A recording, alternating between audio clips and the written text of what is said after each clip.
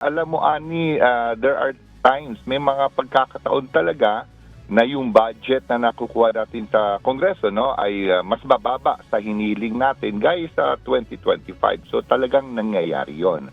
Ngunit on the part of agencies gaya ng DOTR, meron naman kaming paraan para maituloy ang programa, especially if the program will take like 10 years, 5 years, or 3 years.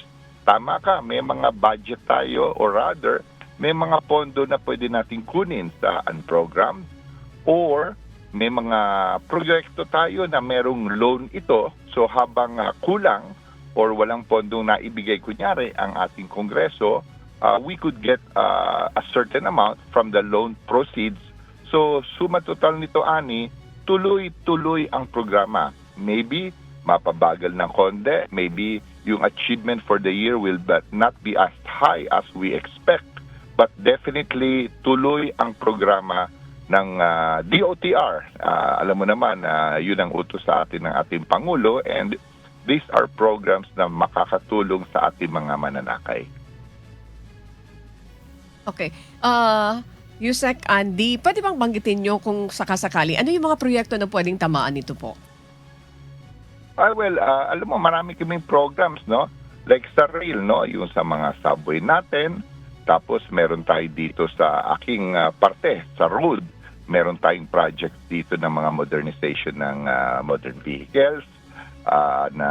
Meron tayo dito yung sa projects natin sa Cebu.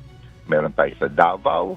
And then also in other sectors, marami itong mga proyekto. Alam mo, sa priority projects ng ating government na 100 at mahigit, halos kalahati nito ay nasa DOTR. Ganun po karami ang proyekto natin, but definitely siguro in some areas hindi mo napapansin na kahit nakulang ang pondo, tuloy-tuloy po rin yun na ginagawa ng ating ahensya po.